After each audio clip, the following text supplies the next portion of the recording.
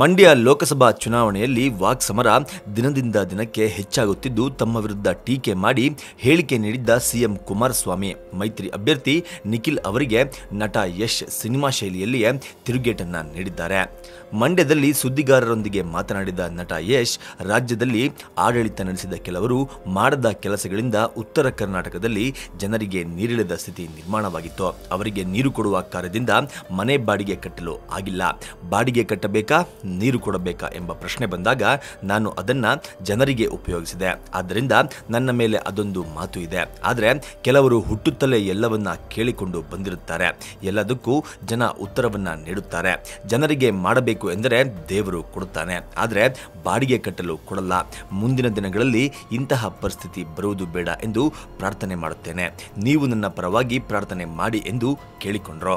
ಸಿನಿಮಾದಲ್ಲಿ ಬಂಡವಾಳ ಹಾಕಿ ಕಷ್ಟಪಡುತ್ತೇವೆ, ಅದರಿಂದ ಹಣ ಬರುತ್ತವೆ ಅಷ್ಟೇ, ಆದರೆ ನಾವು ಅಭಿವೃದ್ಧಿ ಮಾಡಲ್ಲ ಎನ್ನುತ್ತಾರೆ.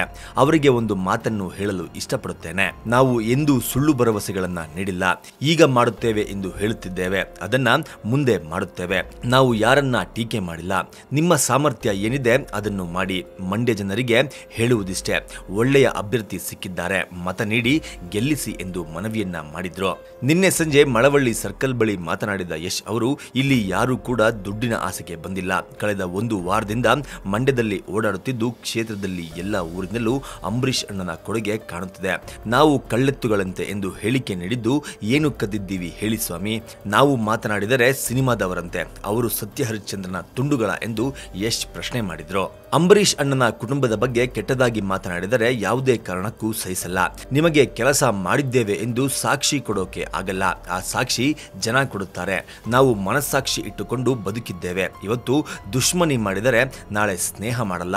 ಒಂದು ಸಾರಿ ದುಶ್ಮನಿ ಅಂದರೆ ಅಷ್ಟೇ, ಜೀವನ ಪೂರ್ತಿ ದುಶ್ಮನಿ ಮಾಡುತ್ತೇವೆ ಎಂದ್ರು.